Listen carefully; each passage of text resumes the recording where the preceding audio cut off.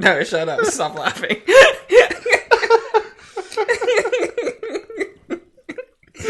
No, it's really funny. It's fine.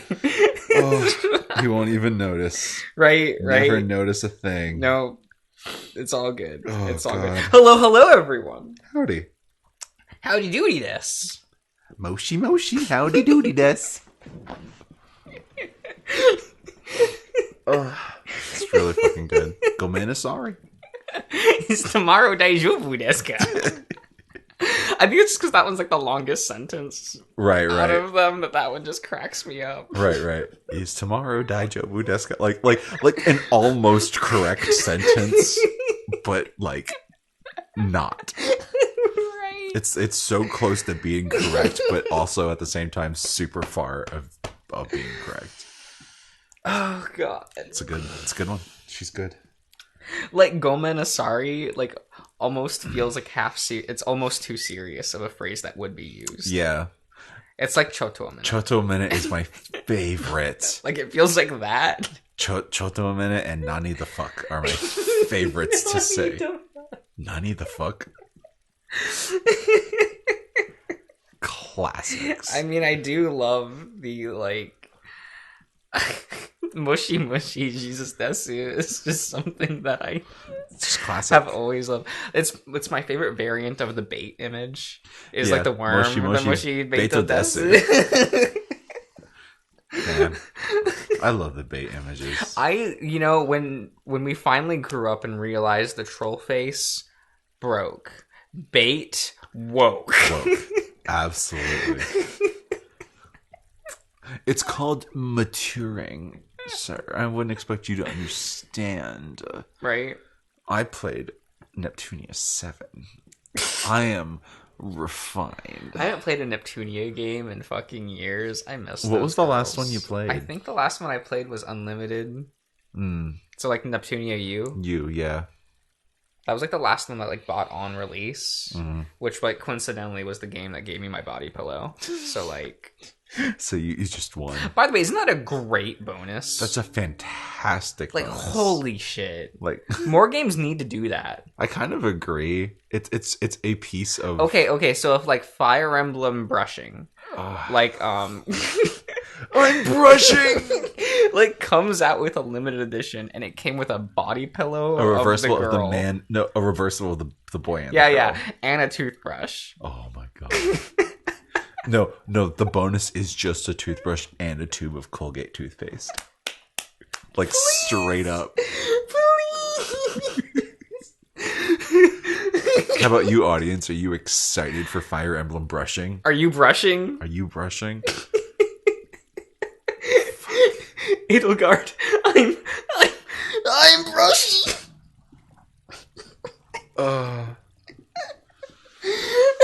So good. It's so dumb, but also so terrible. Also, yeah, it is what it is. Right? Nintendo's fun. I'm gonna have to buy Tales of Symphonia again. Oh yeah. Because, but it's fine. I'll just play it and be done. Sorry. Well, we'll see. Because I don't remember. Play another Tales game, Jesus Christ. I played some of Vesperia. Yeah. I watched Nils play through all of Zestiria. Oh, I'm sorry. I've played through Tales of Symphonia: Dawn of a New World, the sequel. Oh my god. I hear that Tales of Abyss is decent. People really love Abyss. It also has an opening theme by Bump of Chicken. Yeah. Classic. So like OG. Yeah. I played Tales of Hearts R for the Switch. Or not the Switch, for the Vita. Yeah. Excuse me, yeah. I was like, that's a Vita game. Yeah, no. I think that's all I've really played for the Tales of Abyss. I kind of wanted to play Berseria, but like I didn't care enough, even though I think she's hot. Is that all it takes? It's like a badass girl on the cover to make you go like, I'm interested. Yeah. Okay. Sometimes. I would never be so basic. Hey, badass women are really good. They're really good. Sure. They're real good. Yeah, maybe. Tales of Arise, I thought about wanting to try, but I don't have a PS5, so. I guess you have to wait for one to fall off the back of a truck. Yeah. Well, Nils and I are probably going to go half and half on one at some point. When they become available. When they become available. They're going to release a slim model before they actually get like normal PS5s in stock. Because I don't want... You don't want the Kaiba machine? I don't. It's so fucking big. Have you been in the same room as one before? I've seen one on display. Okay. So you've been next to one. Yeah. It's obscene. It's bad. It's ridiculous. It is one of the worst shapes. There's no like elegant way of putting that thing up. No. And it's so big. It's just so big. Like, why? But it's also not big enough at the same time. It's not Xbox sized. It's true. That one's at least funny. That one's at least a fucking fridge. You can put it next to your Xbox fridge. I would love to have both an Xbox and the Xbox fridge right next to each other, and you're like, "Hey, which one is it?" I think the Xbox fridge is now more expensive than the Xbox itself. Probably. Well, it was more limited edition. Yeah, it was a limited edition thing, and now they're out of print. So like, let's see if we can find one online. I don't know. Yeah, you go do. Are we going to read this episode or not? Do you want to read? No, I'll go for it. It's because part of my routine. It's become part of my routine, and the part I always look forward to the most for a couple of reasons. First, it's just nice to soak, and second, because I feel the person I often run into here. There we go. You can still buy them. No, how much are they? Like, if you buy it at GameStop, it's $150, but if you buy it at Target, it's $100. God, I might want one.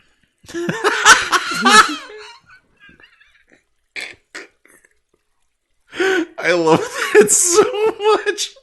I love, see, Series X replica mini fridge for $99. That's like the best product Microsoft has ever released. It's kind of true, though. Look at this green, yo. Gross. And it's got a USB to charge your phone. That's kind of cool, though. I suppose. But okay, here's... Oh, yeah, Nefidu's here. Oh, Nefidu's here! Right? Oh, shit! I wasn't even looking. Right. He soaks in the pool, head leaning back against the edge, eyes closed. While I may have lost my friendship with Alex, I've gained a great one with Nefidu. Facts. A good thing, too, considering he's the only other sapient that's regularly in the palace during the day. I walk over to the benches, beginning to slip off my robe, glancing at the jackal. You know, it's not safe to fall asleep in the bath. That's why you hang over the bath, so that you don't... Like, you'll fall asleep, like, hungover. Yeah, you don't slip in, but you can also, like, just cook yourself. Slow boil your insides. Well, in this kind of setup, yes. But, like, in a normal bath, the water will get cold. That eventually will cool off, right? Yeah. Nefidu shifts, raising an eyebrow, even though he keeps his eyes closed. I appreciate your concern, but I feel that the sensation of water filling my lungs would be sufficient to wake me. You say that. And I was not asleep. I was awaiting your arrival. I walk up to the edge of the pool, Nefidu turning his head to look back at me, not even glancing at my naked groin. Really, I didn't think you'd be here. Amicus told me he had Chemian meetings to go to. Briefly, I feel a little upset at the idea that Nefidu might stay at the palace to see me while Amicus wouldn't. But only briefly. Things are different for the Emperor. Luckily for me, my presence is no longer requested at such meetings. It matters little. I have direct access to the Emperor anyway. I sigh. You should choose your words carefully in front of the Emperor's fiancée. Why must you think I always speak in innuendos? Because you do. I jump into the pool. It's not something I usually do, and I'm reminded why as my entire being burns for a few moments. It's worth it though, as I come up and see the jackal that I've accomplished my goal of splashing Nefidu. The jackal is in the middle of pawing water from his eyes. I must say, you become more like him every day. I move to the bench and sit beside the jackal, my own eyes stinging from the salty spring water. Because I'm more willing to shut you up?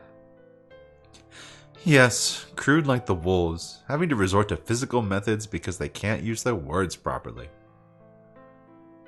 Like, okay, sir. I narrow my eyes. Well, talk enough shit, then you're gonna get hurt. Humans are the same. And I have a feeling jackals are too. How would you know? I've never raised a paw against anyone on this moon. Probably because you know you wouldn't stand a chance. Also, I have seen you fight, first with Alex, and remember, you accepted a spar with Amicus a few months back. I seem to have forgotten. Well, I haven't. You took off all your clothes to tease him, then got floored in like a second. He struck me in the stomach when I was not ready, and very hard, mind you. Their combat techniques are as crude as their words. You weren't ready because you were still using your words after the fight had started. Even though the incident had been a little worrying at the time, I find it mostly funny now, and I smirk at the memory. How is that funny? I had to check into hospital to make sure he didn't rupture anything. It was very dangerous to do such a thing in what was supposed to be a friendly spar. I think it was the way you went from showboating to making the weirdest noises after you fell to the ground. Amicus probably did take out a lot of his built-up frustration in the attack. Unfortunately, it resulted in even more tension between the two of them, which makes things difficult because I like them both. I guess Neferu at least still takes official business with Amicus. Neferu huffs. And like that blow, bringing that up is rather low of you. Okay, sir. He's right. My mood is a bit stranger today, and just like with Virginia, I find myself being more blunt. I shrug. Well, so was making shitty comments about all the wolves. Neferu sighs loudly, seemingly at a loss for words. A rare sight. I start to feel a bit guilty and clear my throat, and changing the subject to the subject that... Yes, I'm not really sure how to explain to the jackal. So, I'm leaving the job. Yeah? So I'm leaving tomorrow. Neferu's eyes light up. Oh, good. Finally, goddamn. So I have heard, which is why I wanted to be sure that I would see you today, though I'm starting to regret it considering your mood. I slump against the edge. Sorry, I'm feeling weird today. I'm just overwhelmed with everything that's happened. Well, you'll be returning, won't you? Yeah, just not sure when that might be. Obviously, Amicus wouldn't have told Neferu about our situation, maybe even if the parents directed him to. I'm guessing it was Virginia who told him I'm leaving. This is a temporary trip, is it not? You are engaged to be married, after all. I shift a little under his intense gaze. Yeah, but I miss my planet.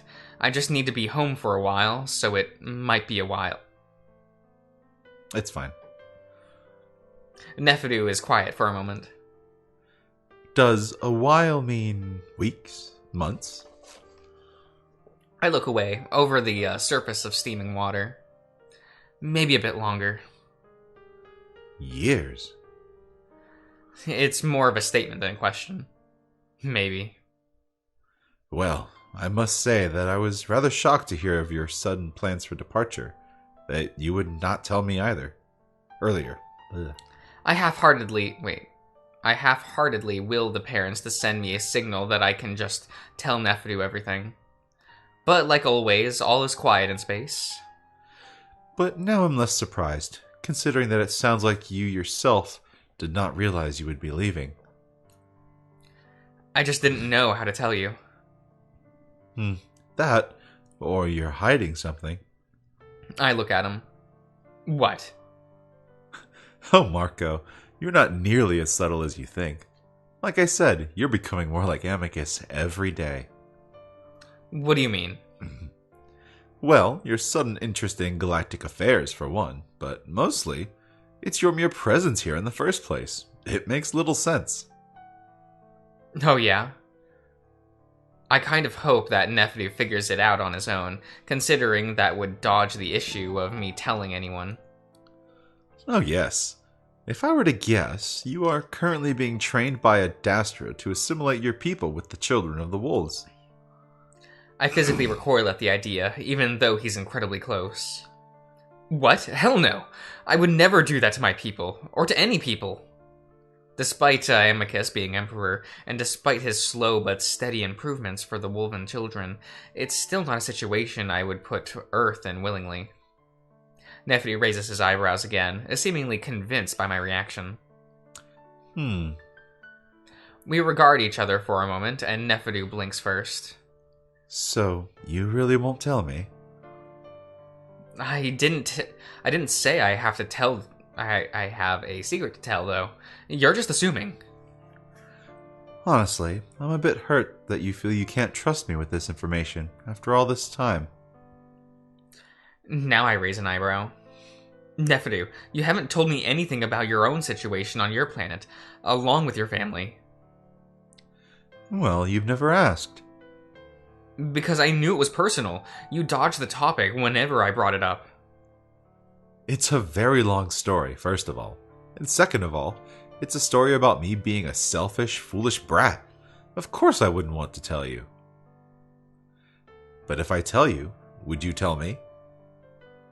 I think somewhat tempted to make him tell his story, then just lie about mine, but only for a second. I sigh. No. I'll only be able to, when I come back. Nephew's impish nature deflates pretty quickly. Quick. Yeah. Well, at least you're honest. I suppose I'll trust you that it's rather important, and not my place to know. I admit that I'm still hurt by all this, and that's not something I admit often. Sorry, I promise. You'll understand once I'm back. Again, I wonder if I'm already admitting too much. But years? I can't predict where I'll be in that amount of time. Back on Chemia? Possibly, if all goes well. I'll visit. I'm a citizen, remember? Well, they rarely allow the use of the stretch for only visits, but being the Emperor's husband might make that easier. Yeah, I'll convince him. That seems to bring the issue of my sudden departure to a close. We sit there in silence for a while, then I place a hand on Nephew's knee. It's not something I would have done in the past, considering the Jackal's reputation, but nothing about it feels sensual. Instead, I do it out of pure solidarity. There you go. Wow, I Hell love yeah. that Yu-Gi-Oh card. It has all the Ojamas on it. It does. Yeah. Ojama solidarity. Brothers. Bros. And then all the, it's like the 5 Ojamas that are still alive, and then you see the bones of the other Ojamas that are in the artwork for Ojama Country. That's crazy. Yeah. So it's like these are the last of like the Ojama people. Huh. Yeah. So like yellow, green, black, blue, and red are the only survivors. Dang. That's unfortunate. Very unfortunate for them. It's fun. And Wow. no one cares because it's the Ojamas. Yeah, so, like, of course. We're waiting for the artwork that shows that they've all been extinguished. Like, we finally eradicated the rest of them. We've done it. And friendship. And I wanted to say thank you, Nephew, for everything. I don't think I'd be alive if you weren't there for me. I knew you had your reasons. Everyone did. But thank you. It is the duty of all Chemians to protect any sapient fleeing Wolven violence, whether they be sibling, child, or, as you happen to be, abandoned. I'll believe that after I visit Chemia and have a look for myself. I'll be your tour guide. And Nephew, you can still tell me what's going on with your family if you want. Definitely not. Do you really want to know? The situation is complex, unresolved, and seems to always be changing. I mean, yeah, I'd like to know. It seems really important to you, but it feels unfair that I'd make him tell me his clearly painful story without my own. Again, when I'm back, then we can trade. Deal. Neferu stands up, stepping out onto the bench before reaching down to pull me up. Now let's go for a walk before your wolf returns. I would like our last conversations to be of happier things. I take his paw, letting him pull me up. Then the two of us step out of the pool to towel off and dress. Neferu is easily able to shift the conversation to things that are light and interesting, and it almost makes me forget that I'm leaving. How nice. See, Neferu's MVP. How wonderful. Neferu's cool, but like, I don't know. What do you mean? I don't know. What do you mean you don't know? He's great. I don't know, I just don't really like many of the characters in this game. And by many, I mean I kind of don't like Pretty much of the any of them. characters. That's fair. That's fair. With what we have, though. With what we have. Virginia's cool. Virginia's great. I like Virginia, and I like Neferu. Yeah. You know. Like, I get it. Yeah, it's fine.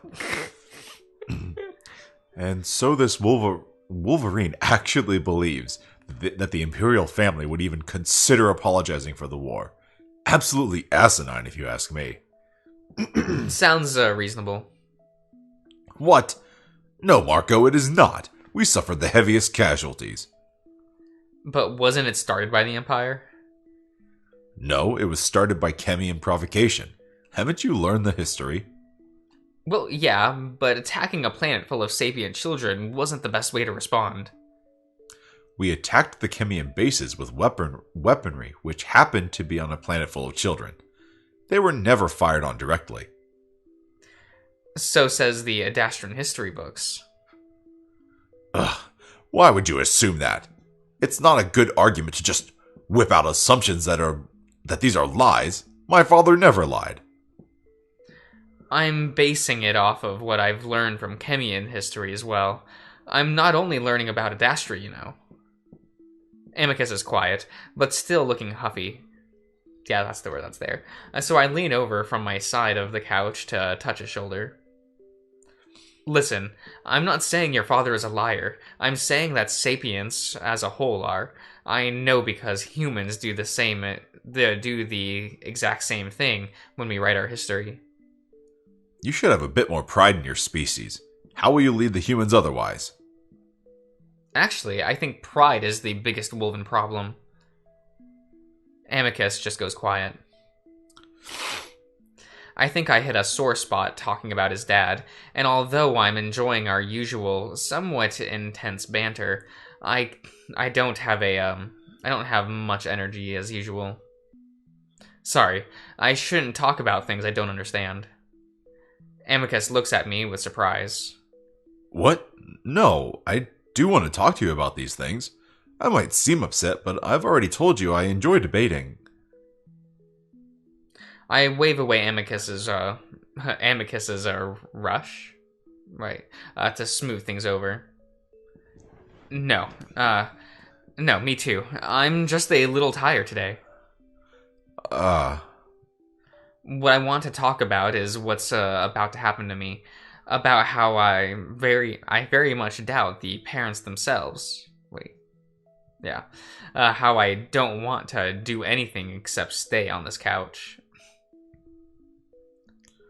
Actually, I think this is probably a decent stopping place. Okay. Yeah. We'll see you around, everyone.